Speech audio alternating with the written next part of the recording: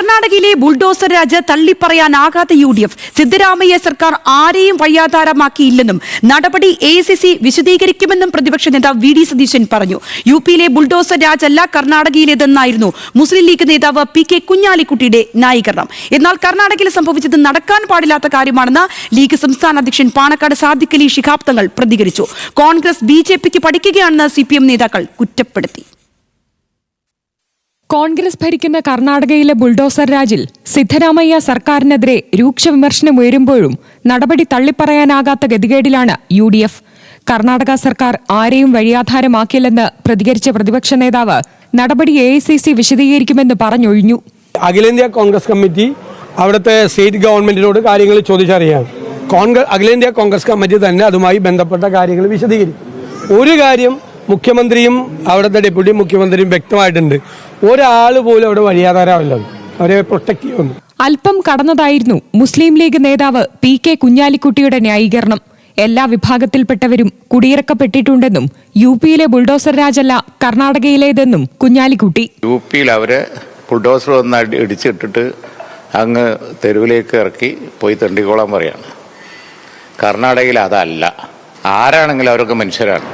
ആ മനുഷ്യത്വം പരിഗണിച്ചുകൊണ്ട് അവർ പുനരധിവസിപ്പിച്ചുകൊണ്ട് ഒരുപക്ഷെ കേരളം ചെയ്തതിനേക്കാൾ മെച്ചമായ രീതിയിൽ അവർക്ക് പുനരധിവാസം ഉറപ്പ് വരുത്താം എന്നുള്ളത് അവിടുത്തെ ഗവൺമെന്റ് ഞങ്ങൾക്ക് ഉറപ്പ് നൽകിയിട്ടുണ്ട്. എന്നാൽ ജനങ്ങളെ കൂടി സർക്കാർ കണക്കിലെടുക്കണമെന്നായിരുന്നു ലീഗ് സംസ്ഥാന അധ്യക്ഷൻ പാണക്കാട് സാദിഖ് അലി ശിഹാബ് തങ്ങളുടെ പ്രതികരണം.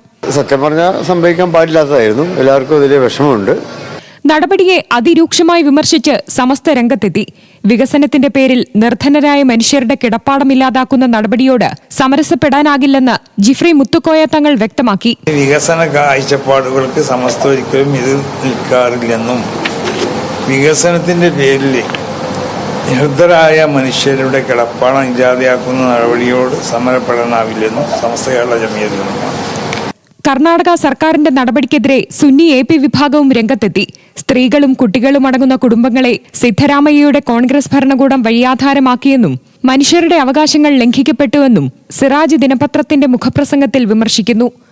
ഫക്കീർ കോളനിയും വസീം ലേഔട്ടും ബുൾഡോസർ വെച്ച് തകർത്ത നടപടിയിൽ കോൺഗ്രസിനെതിരെ വിമർശനം തുടരുകയാണ് CPIM. കോൺഗ്രസ് BJP ആയിക്കൊണ്ടിരിക്കുന്നു. BJPയുടെ ക്രൂരമായ ജനാധിപത്യ വിരുദ്ധമായ മാർഗങ്ങൾ അവലംബിക്കുകയും ചെയ്യുന്നു.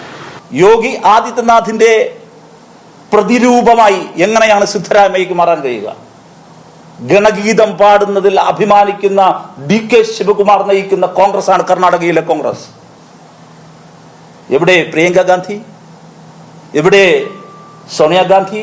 സർവോപരി കർണാടക കോൺഗ്രസിന്റെ ഇലയനങ്ങണമെങ്കിൽ അറിയേണ്ട KC വേണുഗോപാലിന്റെ ശബ്ദം എവിടെ?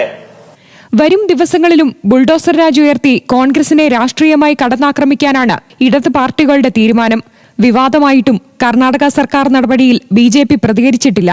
വിവിധ ബ്യൂറോകൾക്കൊപ്പം ന്യൂസ് ഡെസ്ക് ന്യൂസ് മലയാളം.